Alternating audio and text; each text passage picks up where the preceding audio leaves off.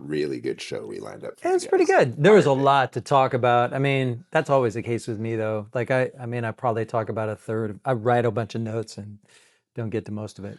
Well, I was fascinated today by how all the different loose ends kind of came together. Right, right, right. Random points of conversation cycled back and linked at the end. Mm, It's really mm, cool how this conversation played out. I yeah, dig it. Yeah. yeah. It Must was be a fun episode. I must mean, be it's pig moon. pig, so. Yeah, piggy, piggy, piggy. Enjoy your show. Today, our tea sponsor is Sohan over there at West China Tea. Shout out Sohan and your team, Jamie and all them. You guys do a great job of curating our teas every month. Today, I'm pulling out a really, really yummy selection that was like from 2 years ago from our tea club. And so this is a smoke bomb, ancient tree from Nanwa Mountain. Our buddy Shannon here specifically asked for something smoky. And so pulled this out just for the occasion. Really, really good tea, did the trick, brought us all the way through our conversation. I'm brewing it in a porcelain gaiwan. I'm using it about 190 to 200 degrees Fahrenheit. Um, and it takes a little time for that ball to unravel, but when it does, it fills up the entire gaiwan. Right? Really, really good tea. And so, shout out Sohan. Thank you so much for providing our tea today. Enjoy your show.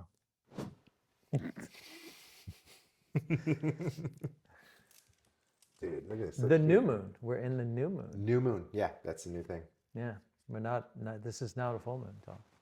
Yeah, and that's cool because, We didn't want you to wait. yeah, we figure full moon, half the moon's gone. I had that thought, like maybe we should talk about what comes next, but like it's almost like a little bit of a let's recap, but now like we can warn you. Yeah.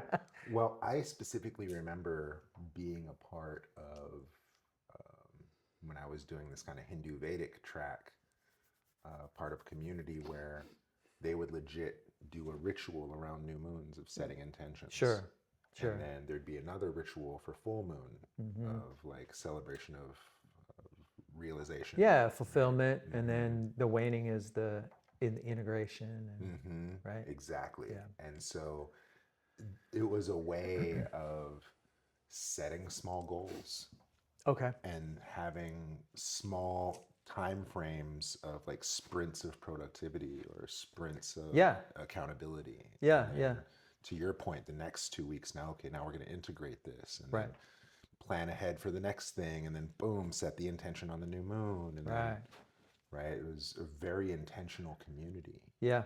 And they used the cycles of the moon to fulfill their goals. Yeah. Most every human culture has done that. Mm. Yeah, and it makes me think of like Outlaws of the Marsh, the, if you've ever read the 108 Bandits. No, I haven't seen that. Oh, it's one of the classics. Uh-huh. And so China has a few Nice. classics. There's Journey West. Yep. There's Dream of Red Chamber. There's Romance of the Three Kingdoms. Right? There's like these standard classics. And then so another one of those is 108 Heroes of the Marsh. And don't remember what I was bringing it up now. Moon. Yeah, so battle strategy. Oh yeah, absolutely. Yeah. They I'm with you. use the stars. Absolutely. And they talk about that in this book thoroughly of how specifically they have the Big Dipper behind them. Right. And so they're going with the scoop of the Big Dipper. So Right. they have God's hand behind their war efforts. Yeah. Right. And it's Yeah. part of the strategy of how they approach the battlefield and all that, right? And so big part of the cosmology. There we go. Okay. So you had specifically requested smoky tea. I did. Yeah. I don't know where I got that from. Well, you must be a fire pig. There's a funny joke out there. What does fire plus pig equal? Delicious. Does. It's very delicious. All you need is fire. And Damn near don't even need salt. smoky pig. Well, yeah, then that's yeah, one of the most amazing things Literally just a about char on the pig and and delicious delicious. all day long. So when I went through my vegan journey, I was a big meat eater until one day my teacher said, if you stop eating meat, your kung fu will improve. And I was like, I'll do anything to make my kung fu better. And sure enough, I stopped eating meat. I cut out pork first, then beef, then eggs and dairy, and wasn't long before I was a complete vegan, right? And sure enough, my kung fu improved. But then I moved to China, and I kept being a vegan, living on the mountain training like a madman. I should have been eating meat. But I was so dogmatic. I gave myself anemia. Hair was falling out. I was seeing blurry. It was bad. I was surprised you were able to eat vegan there. Oh, dude, I fucked myself up. Yeah, Right. that's a lot of effort. And so every doctor I'd see, they're like, eat meat. But I was so dogmatic, right? I was like, no, I will not. Animal cruelty, right? And it wasn't until Coco, King Coco, shout out Coco. He's like, that's all right if you don't eat meat. Just try this mushroom. And you give me chaga, you give me reishi, you give me lion's mane, you give me this, array. And I'm like, I have chi. Thank you for working with me, right? And then Right. slowly over time, Coco's like, how about I put this ground up bone, this donkey bone in your formula? I'm like, donkey bone? He's like, it's not food, it's medicine. Mm. I'm like, okay. And then I'm like, oh shit, this is what I've been missing. And then next thing he's like, try a little chicken stock, try a little bone broth. You don't have to eat the meat, Right. just get the essence. And make your rice with it. Yeah, Yeah. medicine, not food, medicine. Mm-hmm. Okay. And next thing you know, I'm sitting with Ming and telling him this journey. He's like, eat a pork chop. Just eat a pork chop, bro. He's like, your dad's a country white boy, your mom's this Chinese lady. You're raised on pork. Your genetics are screaming for Yeah, pork. for pork. Yeah. Eat a pork chop. Yeah. Sure enough, I did. And yeah, And bacon's delicious. yeah. Oh, yeah. Yeah. Pig. Pigs. Pigs. It's the 10th moon. Oh, time for a nap.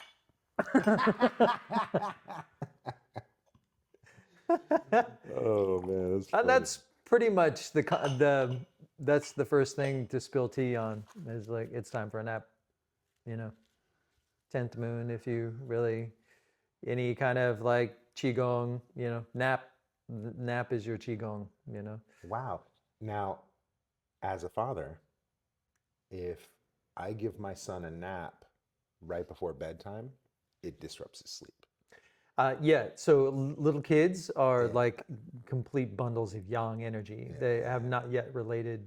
You have to actually. There's in many of the teachings in the lunar lodges, specifically, it's the one we're finishing this week because we're in the basket right now. So in the eastern direction of the 28 lunar lodges, it's all about introduction, movement, and also education, like bringing yin to yang. Okay. So it's kind of like the idea of, we've all been through traffic school, right?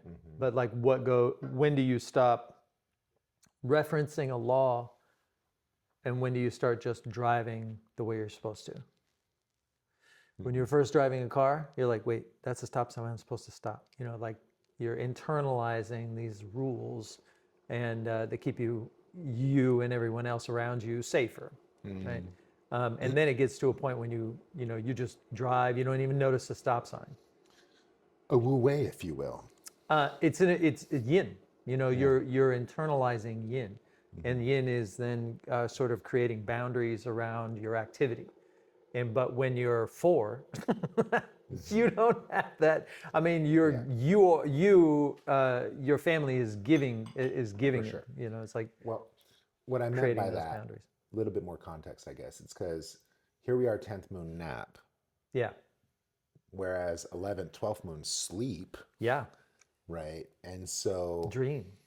yeah. And so it's almost like we're revving up for big sleep, Correct. Yeah, as opposed to big sleep in a little bit, take a nap now, right? That would ruin the big sleep. yeah, We're looking at precursor to bigger sleep. yeah. There's so you can think about it like I've been tinkering on this idea of presenting stages of yin. So Like 24 phases of slow, right, maybe? something similar to that. But just to say that when yin first comes in, Yeah. right, it's much more like it can be undermining, right? It sort of it trips up late stage yang, right? In the autumn, that's where you get this potential for damp heat. So it trips it up.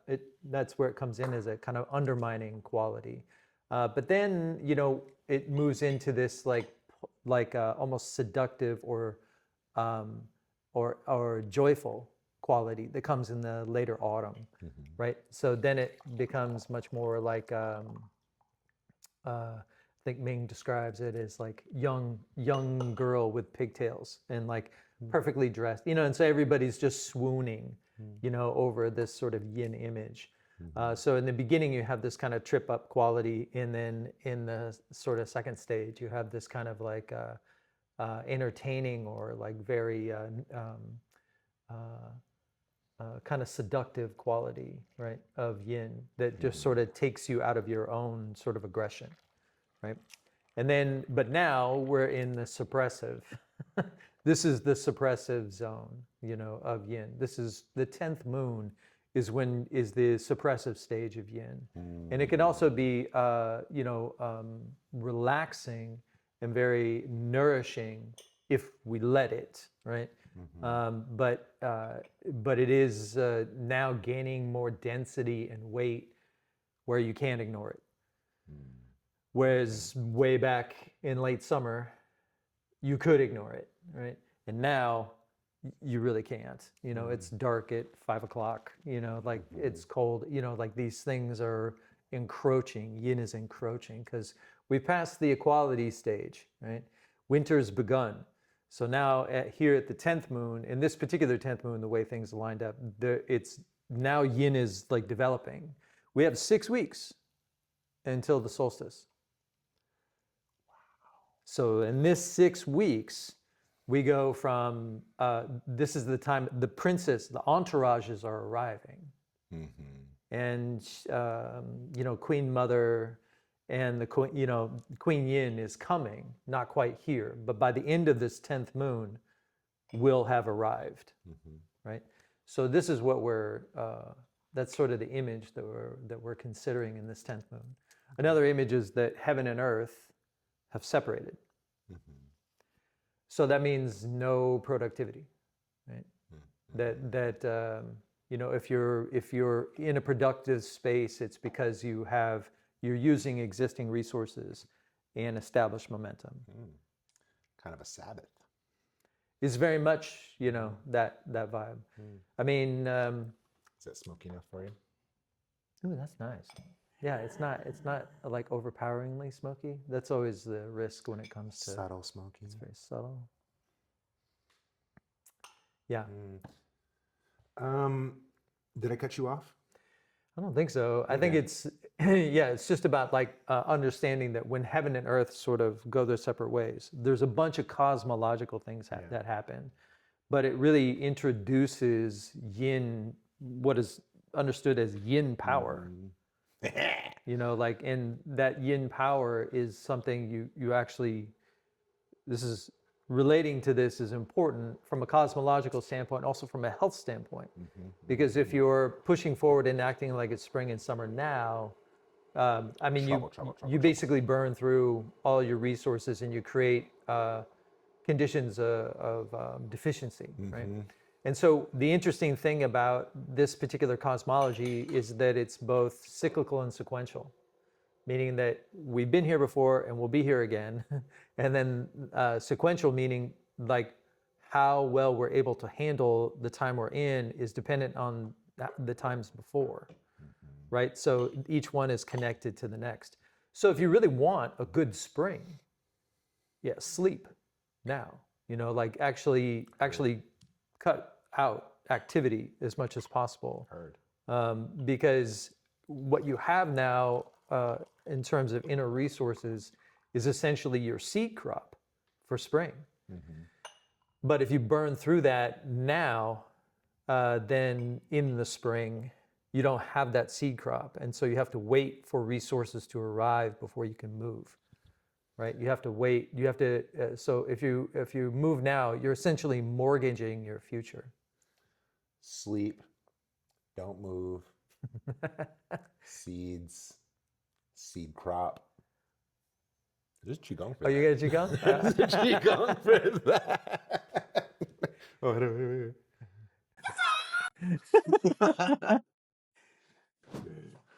All right, Pig Moon, lots of themes here. Get down, slow down, stop even, get on the ground, build and nourish the blood, foster Wei Qi, nourish your storehouse.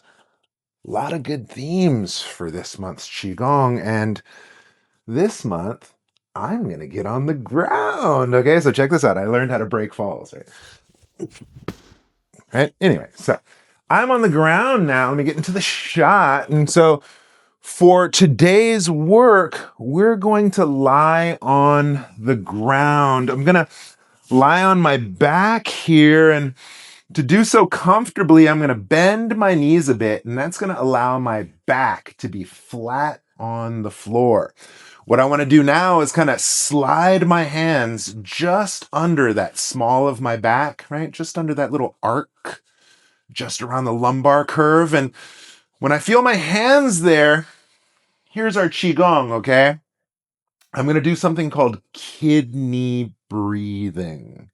All of us know how to breathe to our bellies by now, but what I want to do is breathe to my back, and I'm going to breathe to my lower back. I'm going to breathe to my sacrum. And as I inhale, it's going to feel as if my lower back expands, and that experience is going to press my hands into the floor. And then when I exhale, that pressure can release. And let's go ahead and try that a few rounds, okay? Big breath in, expand to the lower back, press your hands into the floor, and then exhale, relax back to neutral. This is called back breathing or kidney breathing. So again, breathe in, less about expanding the chest, less about expanding the belly, all about expanding your lower back all the way down to your sacrum. Okay, let's go ahead and try that one final time. Breathing in. Expand the lower back. Press your hands into the floor. And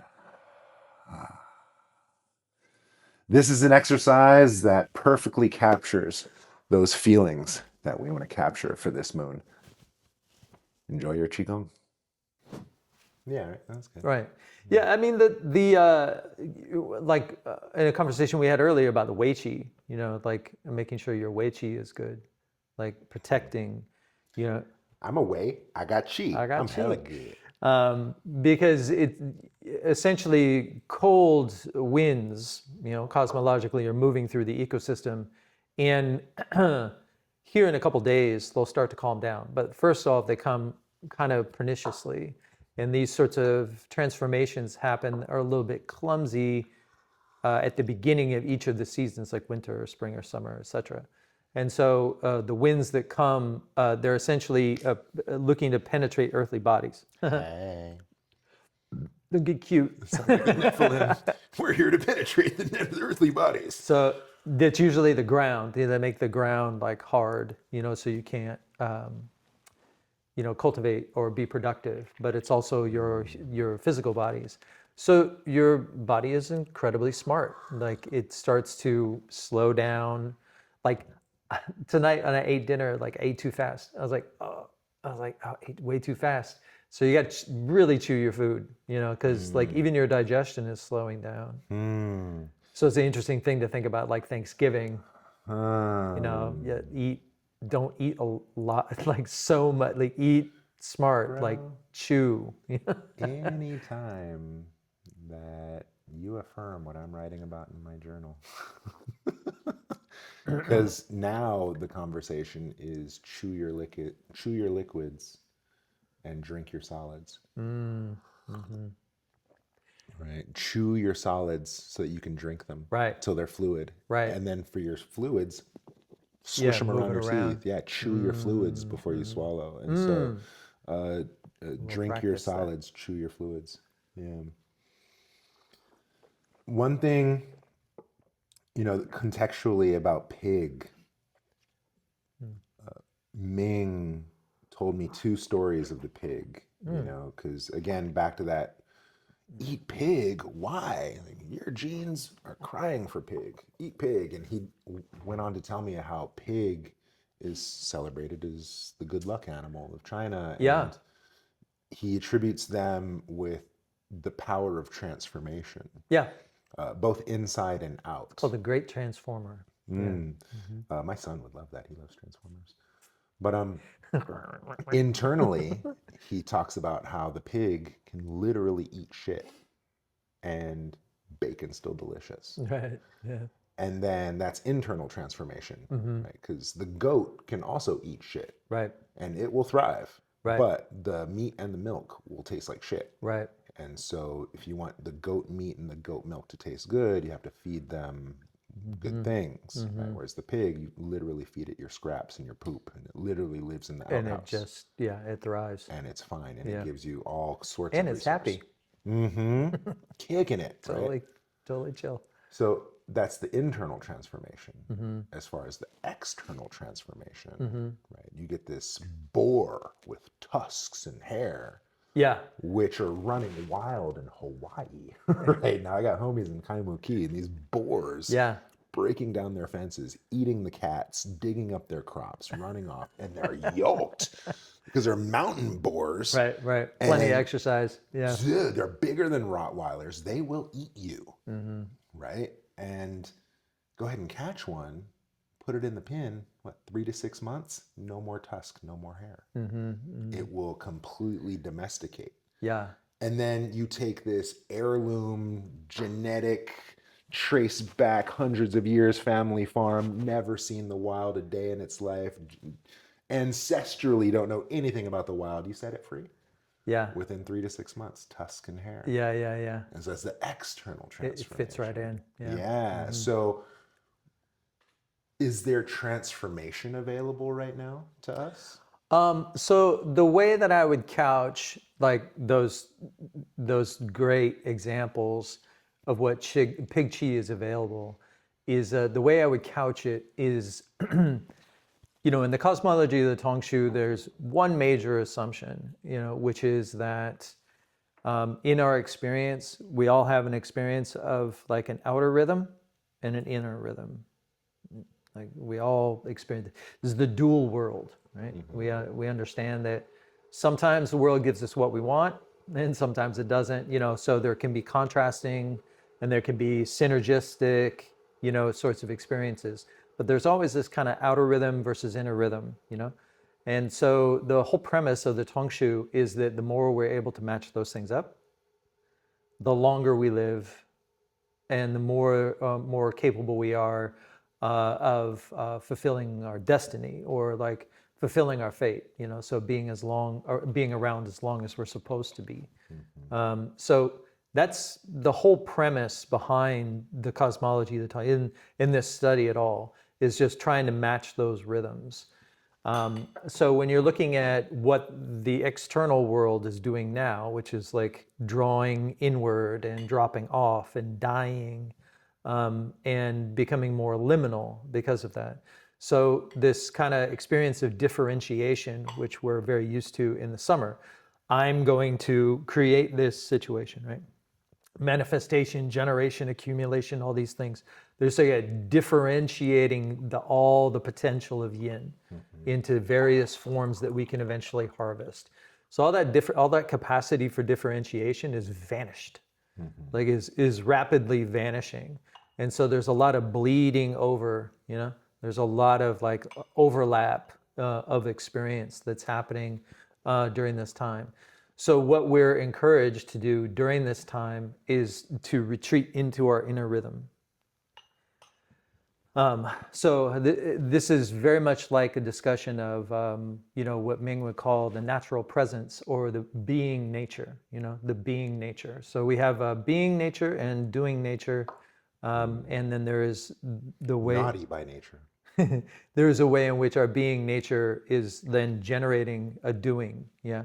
And so there's many practices of like going from doing to being, in either in meditation or Neigong, right? You have these kind of practices of going from doing to being, right? To retreat into. So this is a time of year where that's where you belong, in this kind of being nature place. And so the interesting thing about being nature is that it has. It's essentially akin to, I can't believe I'm talking about this. It's essentially akin to our capacity to reflect, a mirror's capacity to reflect, not what is reflected. So there's an incredible flexibility in that. Dude, can I stop you? I'm sitting here listening to you, and then there's just fragrance. It's just like It's just getting you into my nose, bro. Put your face in that. Put your face. Very subtle. Ah, yeah. That's the. Good suggestion, huh? Sohan, West China Tea. You had no idea what you were asking for. I didn't know. How can I accommodate this request? Yeah, of smoke smoky... bomb. It's very good. It's very good. Gushu ancient tree. Go ahead, please. I think I cut you off to smell stuff. So this kind of retreating into being nature, right? This sounds very esoteric, but it's really just, you can make it into a sensory experience. It's just retreating into one's own experience of life. It opens up many, many doorways. It's very internal. This kind of internal transformation is like the most flexible thing in nature, because it's not limited by context, and it is the source of all joy. So there's not anything to do about this. It's more about the exploration of appetite. This is where I was kind of thinking about, and we were talking about earlier, this the availability of novels, right? Of going into fiction. So why is it that you can, like one of my favorite books of all time is 100 Days of Solitude.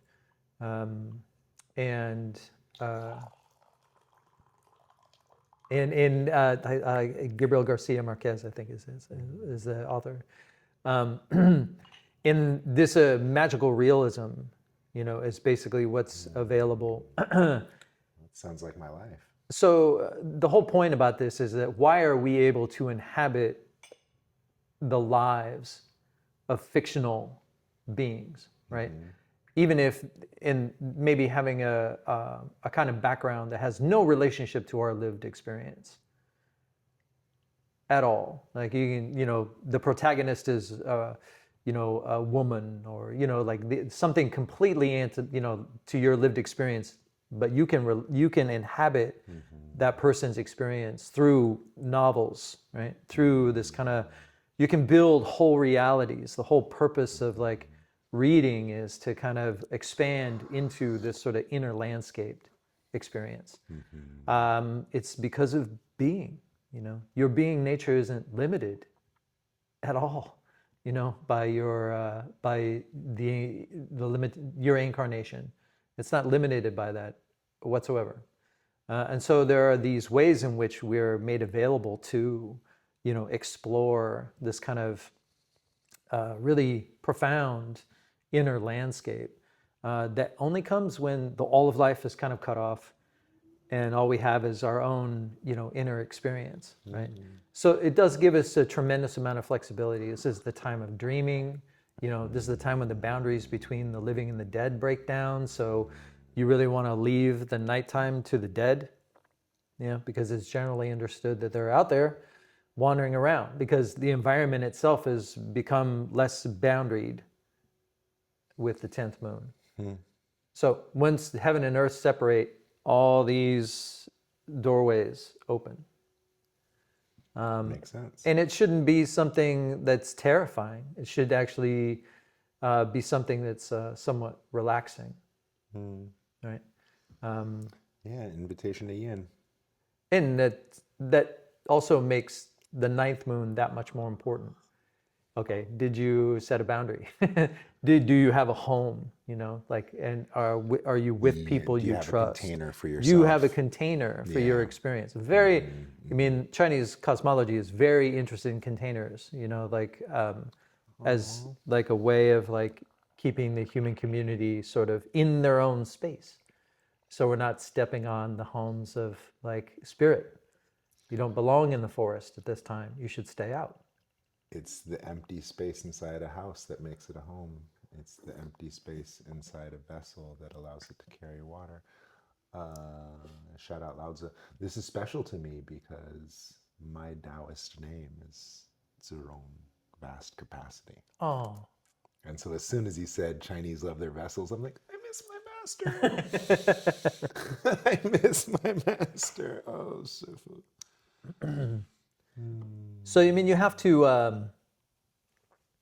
so if we're thinking of this natural experience of our being nature as a kind of transcendent phenomenon, it can become confusing. You might even dismiss it. But I think it's more important to think of it as like if you're sort of grounded in your humanity, that being human is simply another expression of a sort of an animistic phenomenon, then it's just ordinary.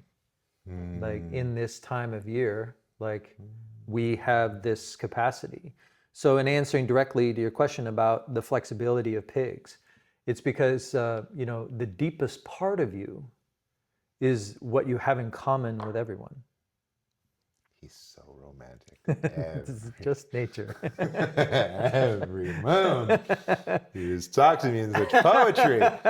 Well, and this is the time for the language of allegory. The deepest part of you connects you to all that is. It is, Bro! It is like the language of allegory. The poetical expression. These are all sort of liminal doorways into, these adjacent, what you might describe as adjacent styles of being, but like you're all in the same room, so You ain't lying. whatever it is that you think you are, like this is a really good time to open that up. So it can be, threatening for some people who are very attached to their identities in a pig moon. No doubt. And what's interesting is that we're actually in a fire pig moon.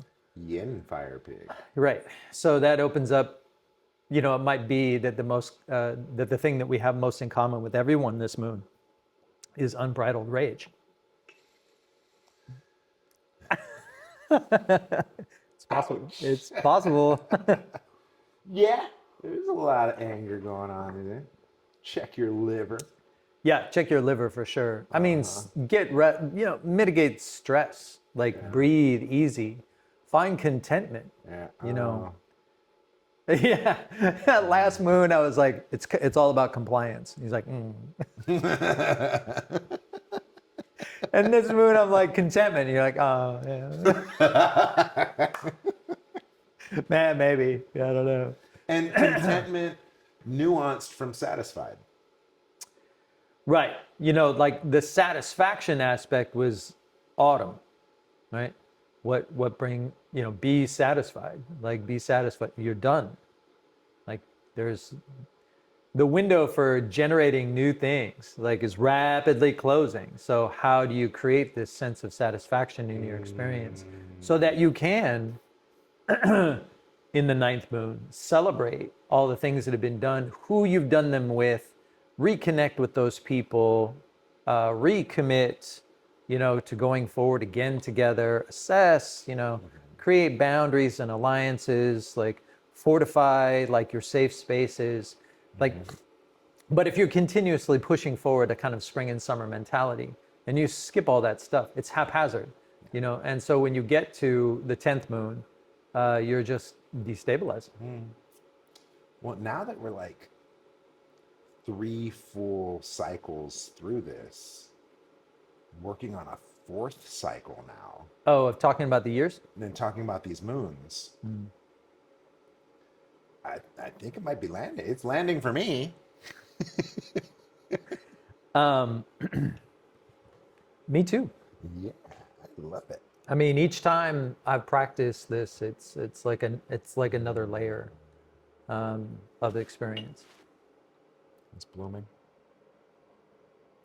Started Super off as a delicious. ball, and it's all blooming. So right now, this fire and pig is natively a water element, Yes. earthly branch. It's associated with the water element, yin water.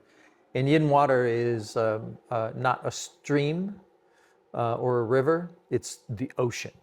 Like it, yeah, Yang Haran Chi, which is Mencius 2A2, meaning like the ocean, I take the whole world. Like it is this kind of expansive quality, very generous. And so, in working with what you're talking about, these inner and outer transformations, it all stems from this. What stimulates the transformation for the pig? The context.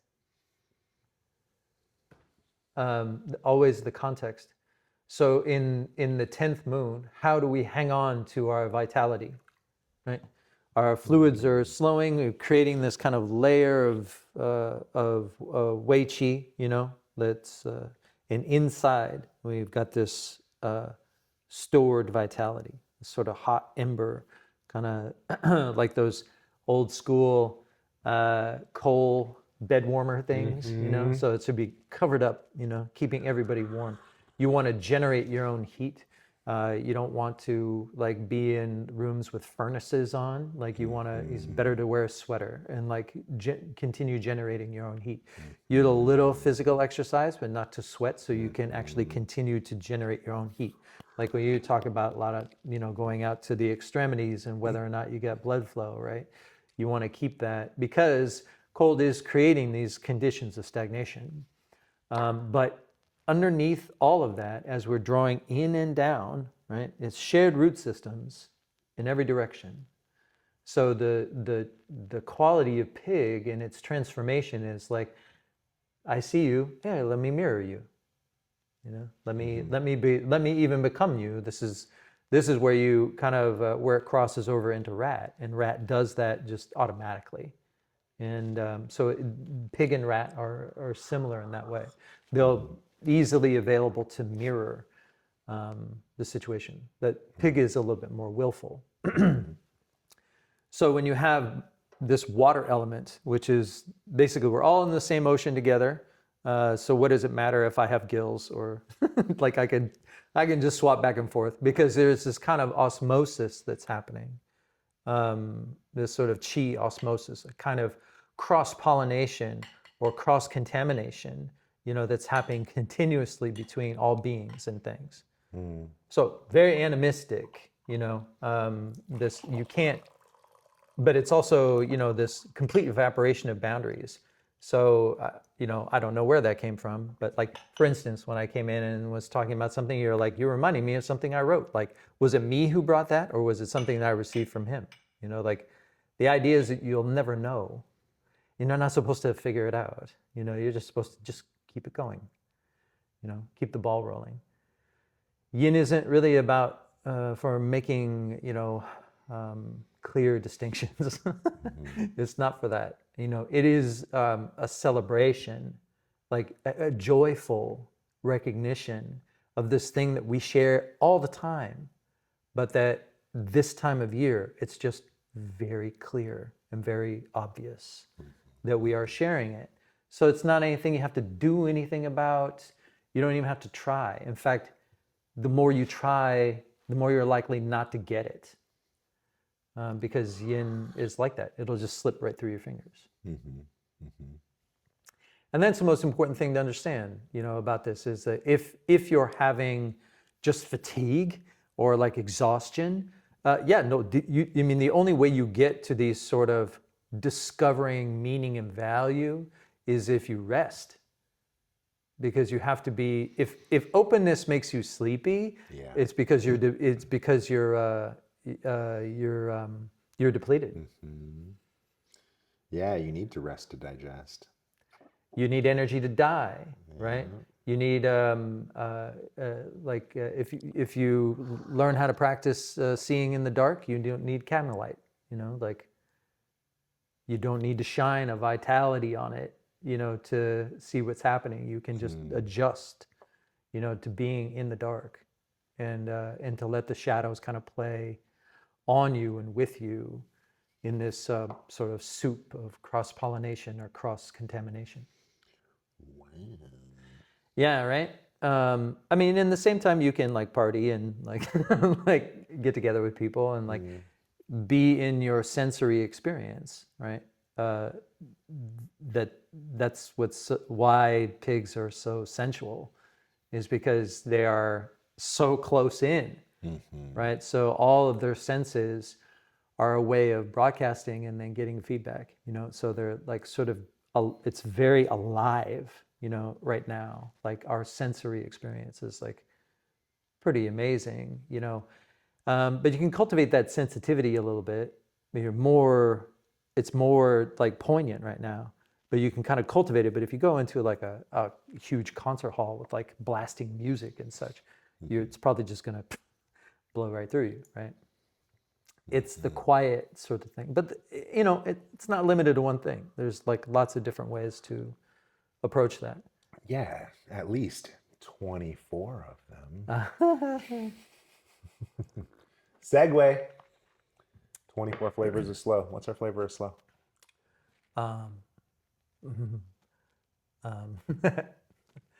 Lie down. When in doubt, lie down. You're going for that. It's just that this is the time of year that if you have empty space, don't fill it. Don't fill it. Ming was always saying like, find a window and look out the window. Just sit there. Like, yeah, that's not easy for us. We're really terrible at that. Like we have to figure, something else to do or tinker on your phone or, yeah. Wow. And today has just been one of those days where I woke up at 6 a.m. to get some work in before my son woke up. My son woke up at morning duty.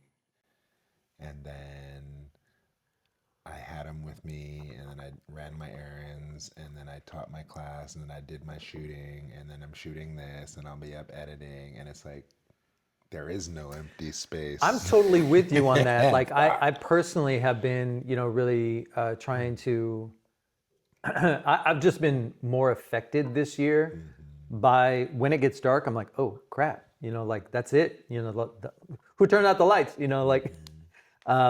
So in my consumption of tea or chocolate or like staying up late to finish, maybe I feel more comfortable being productive in the later evening hours, because that's actually when the chi is best, is like between 9 and midnight.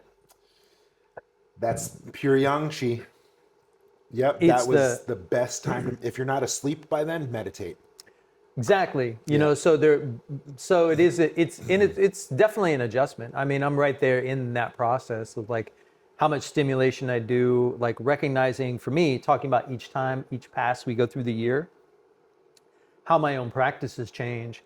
There was a point this year where I was like, oh, I only have so much time before I really should be winding this down, And so I can't squander time like I did in the summer, where I could just like, not get busy, or like, like there's a lot of different ways you squander time, especially these days.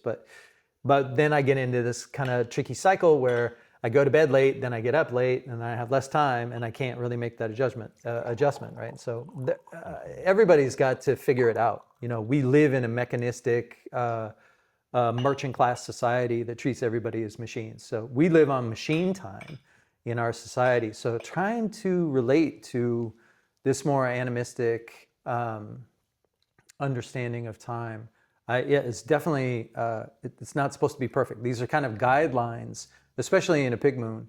I think the most important thing that I could recommend to people is pay attention to your appetite, and pay attention to the things you consume, and whether it be visual, food, company, and then how that impacts your body, your sleep, physiology, all very meaningful. I think if you want to retain your vitality, then you have to pay attention to omen. Like yin power is about seeking permission, or courting permission, right? So we want to be attuned to, omens and premonitions, and divination practice is huge this moon. So like, when in doubt, when it comes to 24 flavors of slow, just slow down. Like, don't rush off anywhere. When in doubt, like, lie down. Just lie down. If you got a place where you can lie down, you're not sure what to do, just lie down. That would be Ming's prescription. Is just go ahead and lie down. Okay. Yeah, Ming, sweetheart. I remember he was like, sleep. And he would say, make rest your kung fu. He knew how to get to me. Because he knew my kung fu. I was so serious about my training. He's like, make rest your kung fu. Whoa! Well, what they say about like buying a bed? Okay, you spend like 30-year life there, So you want to buy a good bed, and that is true. And you want to buy a good bed this moon if you're going to buy a good bed. But sleep is also how you spend a third of your life. So relating to the process of sleep, it's not it's not a waste of time. It's actually really important. It's like eating or breathing. You don't sleep, you go crazy pretty quick. Heard. Yeah, I don't care. And a lot of people come with all this bravado about like, I don't need much sleep. But like, yeah, you're just turning yourself into a ghost. Like, that would be this cosmology's response. Stealing life from tomorrow. And that's fine, but that is kind of the natural outflow of that behavior. Because again, you're looking at the possibilities of spring are kind of contingent on what you do now, right? So if you have dreams and experiences, visions and premonitions, if you have a vision, a quality of life that really moves you, right? It stirs something in you, like having a good milkshake, like same is the teaching of this moon, and that's the dessert you should sit with and cultivate this kind of visionary quality of life. This is what yin produces. It produces visions, and so these are the things that. It's not that you should harvest them and put them in a bottle and like take them to spring. It's not about that at all. It's a process, because by the time you get to spring, the vision that you had in winter, it's not the same thing. And it shouldn't be. And it doesn't need to be. But you need to have this step along the process to get there. And that's really, really important understanding for the 10th moon. So when you're talking about being a fire pig moon, here's the trick. So you're either going, what I say in the 10th moon, this is where we begin our journey to the bottom of the pool, right? And eventually you come to understand that there is no bottom to the pool. That sounds like some Chongyang Champa stuff. But at first it looks like you're, okay, I'm swimming to the bottom of the pool. Yeah. But eventually, you'll understand that's like, wait, there was a bottom here, I swear. Yeah.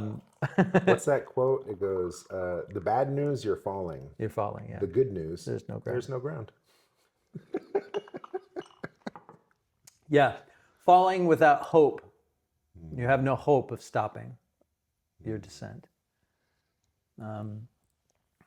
But the good news is, Oh, drama. uh-huh. Look how much that's bloomed. That's so much tea. Yeah, and then this is how it starts.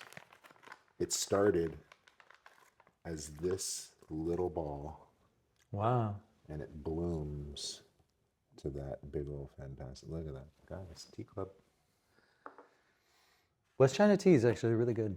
They're hooking it up. Yeah, they're good. And I specifically work with them every month. Shout out Jamie. We have a long text thread of what are we going to pick next month?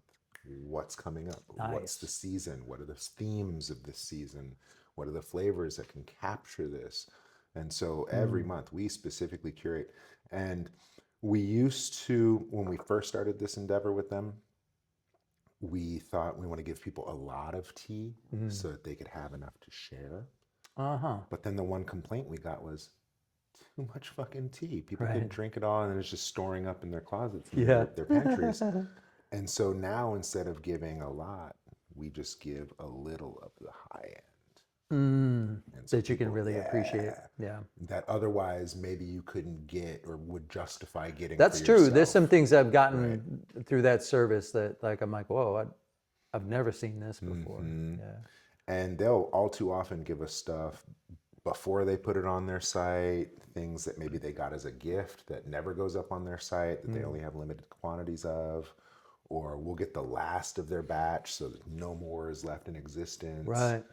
Right. And so shout out Sohan, dude. You got a good thing going on over there in Austin. Yeah, they're great. Yeah, thank you. So the one thing I wanted, just the caution of being in fire pig moon, because there's tension, right, between the outward expression of fire in the inward water, and it's a pig moon in a snake year. Oh, yeah, there's beef. They don't get along. Well, what I would say is that, in the context of a wood snake year, meaning that like it's about this sort of navigation of patterns, very old patterns, right? Karmic traces, so to speak. And then you have this undertow business, right, that I spoke about in the year talk that takes you and pulls you toward the horse. So you got this fire horse business and a fire pig moon. Revving up for a fire horse, yeah. It means that there's a great potential here. All this flowery language that I just gave, like right out the window. Like no one's going to pay attention. And so instead of going like a journey to the bottom of the pool, you're just a hot rock skipped across the surface, or you're just skipping right across the surface of the water. So we've already outlined the sort of potential health damage that you could do from that in terms of depletion, and that's really what it's about. And I'd say that also brings forward these sort of patterns of addiction that may be surfacing, because aggression is what the fire pig naturally offers. Is this, and it's skillful. It's like resolute. It's like driven. It's like a bullet from a gun, right? But in the middle of winter, there may be a lot of backlash. There can be collateral damage that comes from that kind of experience. Very difficult to contain fire pig chi. So no matter what, even if you think you're doing it correctly or doing it with some level of self-awareness, like the reverberations that you're making in your environment, you may not notice, but there may be collateral damage, and you have to pick up the pieces later. So there's a lot of strong recommendations in a fire pig moon to let go. Yeah. And Let go or get dragged. And letting go can also speak to this kind of capacity for addiction, and the difficulties of addiction. Because there is like this compulsive quality that comes with, potentially, that comes with enjoyment, that has kind of a ghostly link, right? So it's not to say that, we should be that we should be fearful of that second serving of apple pie or something. It's just to say that, like, there is the capacity for people who are already sort of stuck in a pit, hexagram 29, to die there. Because we are in this kind of straddling business between life and death, that the boundaries between those two things are very, the dead are walking the streets at night, straight up. So all these kinds of boundaries, Especially here in Oakland. dreaming and wake, are all blurring, during the course of this moon. Quite naturally, it's nothing to be afraid of. If you have like your human boundaries set and your human relationships in place, then that is a kind of collective life raft where we sort of sail together. And it's not all about like, holding hands and singing Kumbaya. It's just like accepting and respecting one another. Like, don't expect people to change and don't confront them. You need them to be whatever, even if they're frustrating as hell. Like that, that's a buoy for you, for everyone. So so when it comes to this kind of aggression business, with the fire pig, that's why I say, like, in terms of hexagrams, for the moon, the two that would obviously offer the tidal hexagram, which is Earth. Are we getting into hexagrams now? Yeah, this is the hexagram. Sure. Hey, Connie! The hexagram is hexagram 2, which is the Earth. Okay. Right. So that's all yin lines. It is this kind of spaciousness in the nourishment that comes from this return to mother. Yeah. The other one that I would recommend is 16, which is comfort, that speaks to this enjoyment quality, this sensory business, and also potentially especially in a fire pig moon, the potential risks of kind of overindulgence. And that's, I think, important to mention. Okay. Yeah. Because, it can get really dark, when you think about like that kind of overindulgence, in the dead of winter. Which is what we do as a culture. Well, speaking of what we do as a culture, what would our beloved Ming be doing contrary? I think he'd be sleeping. I think this is that time of year where he's just hard to pin down. He doesn't answer his phone. Yeah, that's probably pretty relevant. Considering the fact that he was a fire pig in a fire pig moon in a snake year, I wouldn't expect him to be around. Yeah. Hard to find. You Hard know to where he's find. at, but hard to find. Hard to find. Yeah, hard to find.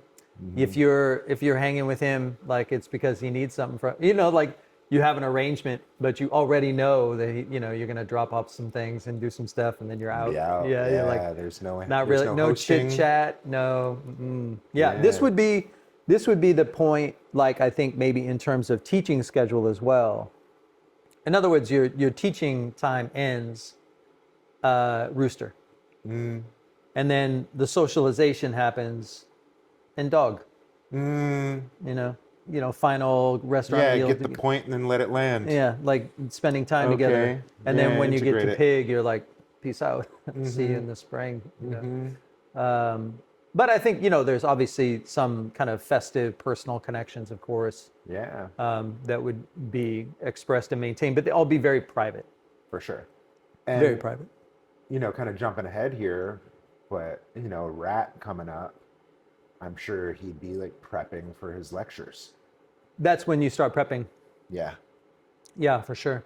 I mean, I think at this particular, because there's so much, almost the gravity, of growing in is just sort of drawing you further inward, like day by day, almost hour by hour. And I think that given his level of practice, that it would have just come naturally to like not answer the phone for several days. Yeah.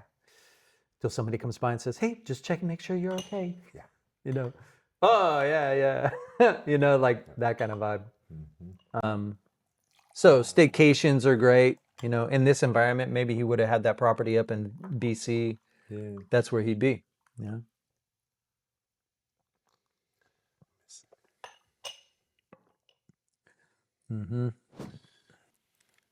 Hi. The first the first trine that we're going to talk about in the month of the fire pig is the ingenious trine, and that includes the rat, the monkey, and the dragon.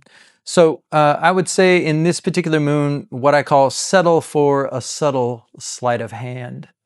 There is a power shift that's happening, might feel sort of disabling or disorienting for all three of these. It's important to relax. A lack of differentiation means no one is the center of attention, and these three thrive by being in the center of attention. So the ingenuity that these three have here can create a need for action where none actually exists. No need exists for action. So there can be kind of chasing a mirage. It might You might go right over the surface of the waters and squander a lot of vitality in the process. So I think it's important to use a light touch for all three of these. The results of your ingenuity will feel somewhat inconsistent and you'll experience sort of a mixed response to your talents. So don't try harder, back off instead. Pretend like you're not watching, and you may witness something really amazing. Think right place, right time. So with heaven and earth separated, the authority of the dragon is disabled, but this should be a welcome change. There's a lot less pressure for the dragon to live up to. So try to relax and prioritize the things you enjoy personally.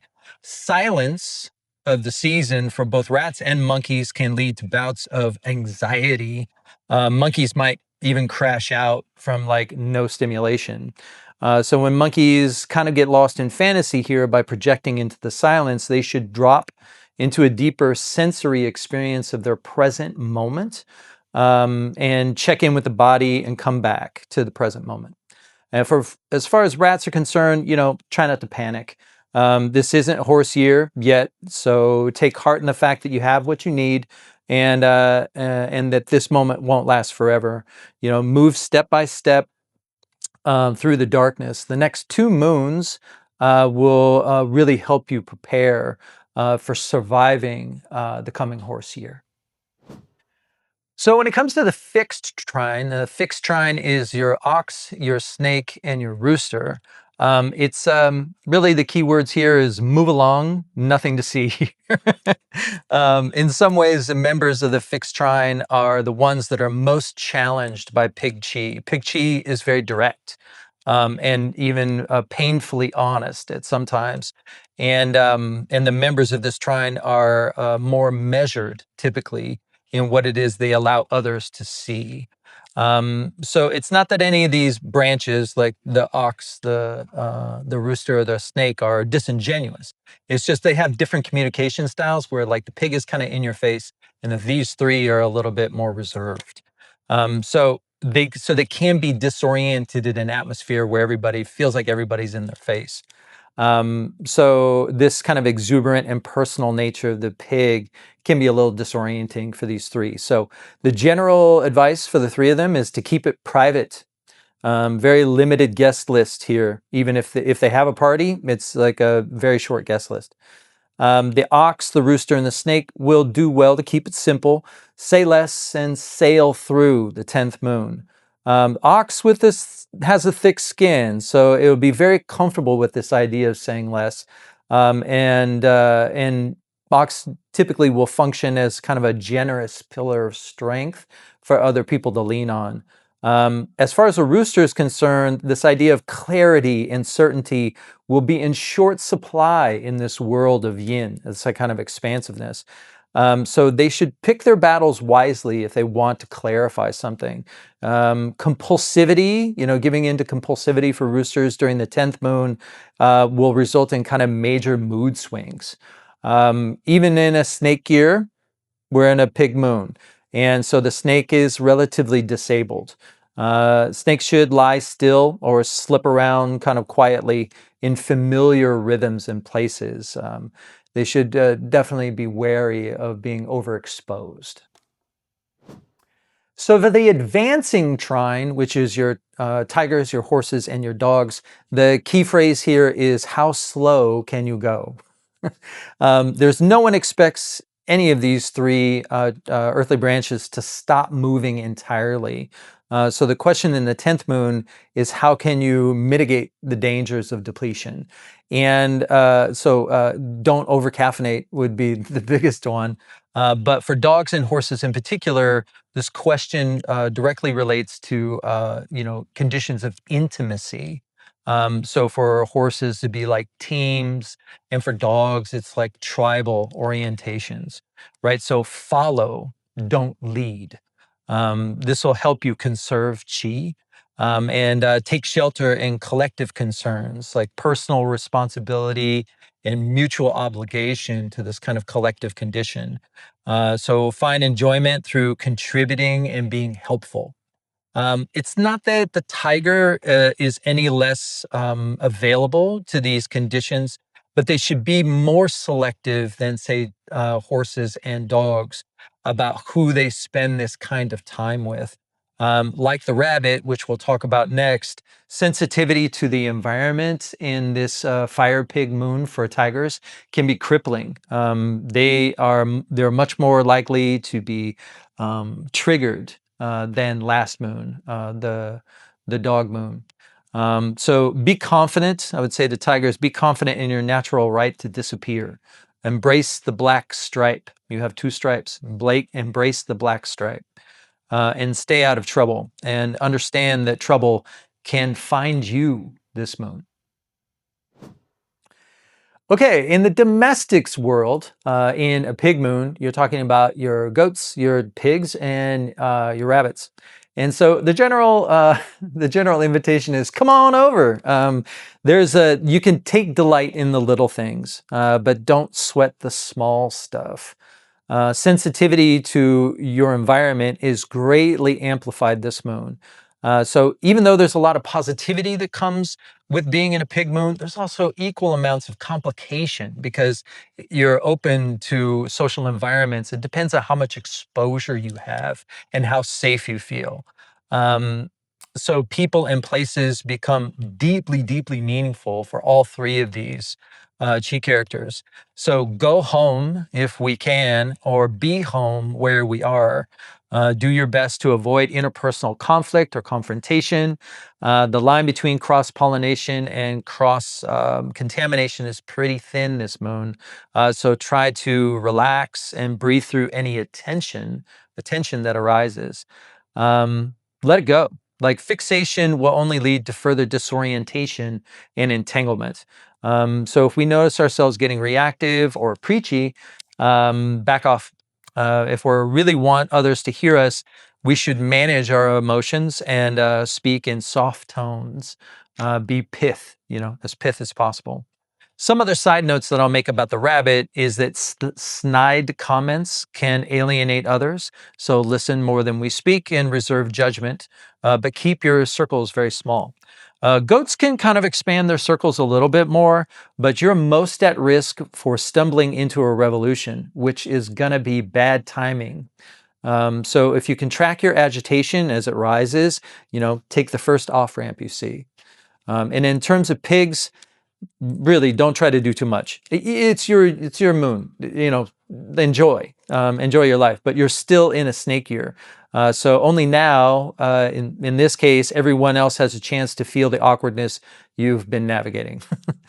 So it's favorable. See their awkwardness for sure, and be a calming and supportive presence. Uh, Do we have a question? we did. Ann Hoffner asks,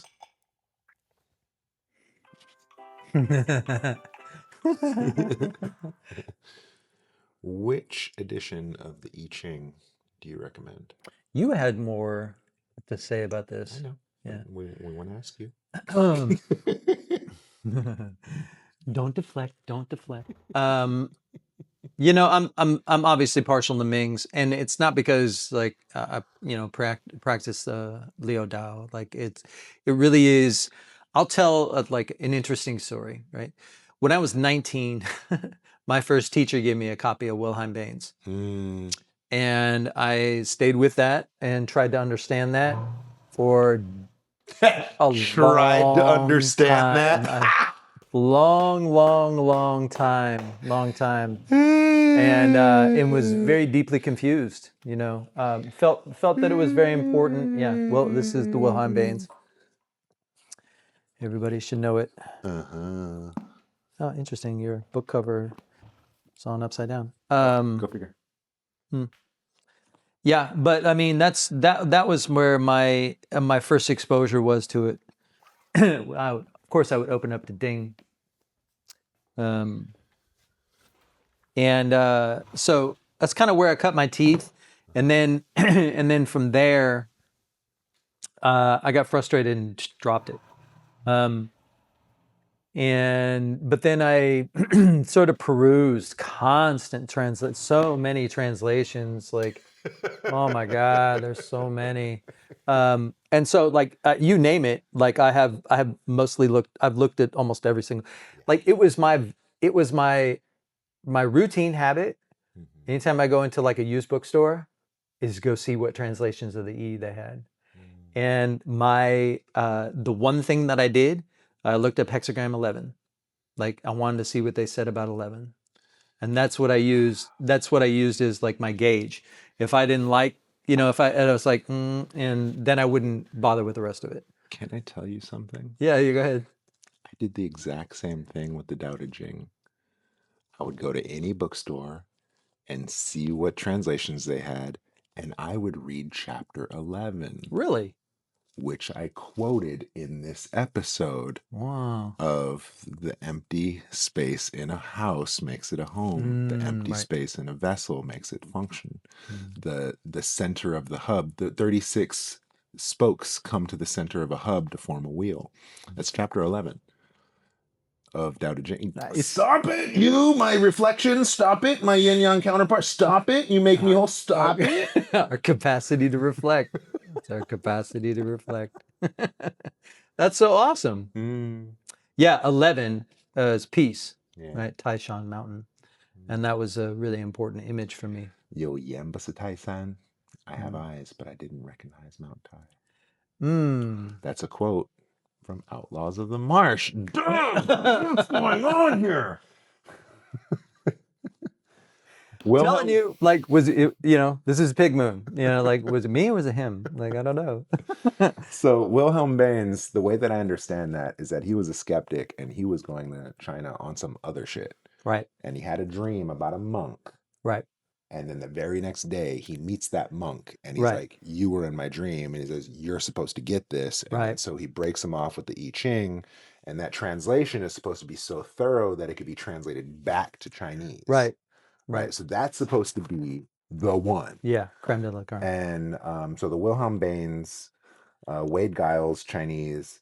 My view, it's too busy. Yeah, it's got that young influence. It's and too busy. Just too scholastic, too much commentary, too much going on. So You meant. I mean, I think a lot of these translations suffer from this kind of projection of the West. This kind of strategy. Well, transcendent. Also, that they're thinking that the E is actually giving you a vision into a transcendent reality, right? Because they're coming from Western mindset. And that is not the nature of that book. Well, Wilhelm Baines. That's that one. Keep that one. The other one that's really common, easy to come by, is the Cleary version. Yeah. Right. It's okay. Yeah, does the job. I mean, he's decent overall because he's done other translations. He's just prolific translator, right, for sure. And I think he's more academic than actual practitioner, and so his translations, they're there, but they kind of lack a oomph. Whereas someone who actually has a practice, who translates, maybe less of a scholastic, more of a cultivator, I could be wrong. What was this one you were talking about? So this one is by Hua Qing Ni. This is by a cultivator, and this one's really good. I quite like it. Hua Qing Ni, Book of Changes. That's a good one. Let me see it. Oh, straight to 11. And then the one, while you check that out, the one that, of course, our big brother's dying work is Liu Ming's Tao Te Ching and I Ching. But look how both of these relative to just Right, one, right, right, right? right. So really kind of uh, straightforward, cut and dry. But what I appreciate about Ming's view is that the standard American view is one of strategy, of one of getting ahead, one of being Right. productive, one of succeeding, and then so all these books are often framed in the context of how can I improve, how can I Yeah, be better, right. right? Strategies for empowerment. Yeah. Yeah, strategies for when like that's the view behind both of those works um, is that you know this is just a dialogue. You know, Yeah. you're just in dialogue, and I think it's really important to understand that like it rests on this kind of animistic view of the world and our involvement in it, Mm, right? mm, mm, So that's what makes it work. You know, there is a cogent view behind it. You know, that's well articulated, right? mm, mhm. This kind of view business really, I think, really determines which translation is actually appropriate for your experience. You have to really look at the assumptions that you're working with, and I think a lot of the sort of scholastic or like Wilhelm Baines, they're taking a lot of things for granted, Mhm. and they're assuming like a universalism, a spiritual practice of universalism, meaning that like it's all the same, cross culture. We use God, they use Tao. And Ming came along and said that's absolutely false. There's Mm. no truth to that whatsoever. Like Wow. that you can't do replacement theory. That you can't be like I'm replacing God with Tao. Like it doesn't translate. It's not. That's not what's happening. And he would say that over and over again. And that's I think the problem with a lot of these kind of scholastic Western translations of this work is that Mm. it's not actually looking into the actual Yeah. view, Yeah. Yeah. of Lao the Tzu's not talking about God, and Rumi's not talking about your boyfriend. right. And Lao Tzu, in no way, there's a great lecture that Ming gives on chapter 23 of the Lao Tzu, and he's like, there's no empowerment to be found anywhere in the text of Lao Tzu. He's not focus, all of that stuff is not at all important. Like the Lao Tzu from Ming's translation is specifically written to help with the practice of the adept. This is about meditation practice. This is a book about meditation Yeah. practice, and and I think that in the same vein, the E is a book about communication, Mhm. and a book about um, the actual practice of divination in the experience of premonition, in distinguishing premonition from fantasy. And a sort of that's why most of the questions that I'll say this personally, but most of the questions that I ask are mostly like, where am I? Like where am I? Like or even like who am I? In this moment, right? So Why yeah, but like having these yeah, so it takes a little bit of clarification. am We have to I? get a lot we have to, as Westerners, have to get over our prejudice and our biases. Really, Mm. that was my experience, and that was the source of my frustration when I gave it up, Mm. because I gave it up until I met Ming. Like I walked into the room and was like, oh, okay, I had that experience. And then it's like, oh, he has a translation to the E, and then it's the Joe E because it's the book of the Joe, right? And then picked it up and read it and went, it's just so simple, Mhm. and it is really about having a communication with the book, a relationship with the book, not really like trying to access what my guiding spirits are telling me, these kinds of things. Like, there's nothing wrong with that. It's just that you could strip it down even further and just think about the momentum of the view behind the book, because it has a momentum, and you could actually align yourself with that. But in order to do that, then you have to sort of unpack what is the view that's behind this book. And that's what a lot of these other books don't do. I mean, they do in this kind of generic sense. But to my personal experience, like Ming was the only one who actually made that a feature of the book, and that's because he practiced it. I brought that last book out because you had mentioned the Tao Te Ching. It's a book for adepts, right? It's Cultivator Guide, Meditation Guide. Ooh, Qigong. And so that's the Yang Jingming, very prominent author. Shout out Yang Jingming. He wrote that book. Tao Te Ching is a translation for Qigong manual. Trip out.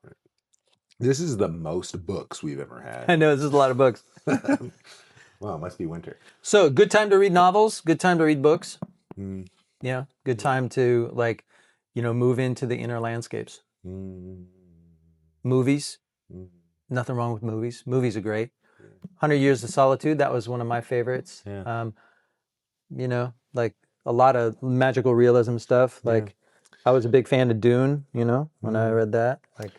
Or why not old episode archives of T-Drop that are now available in your archive library. Yes, of course, yeah.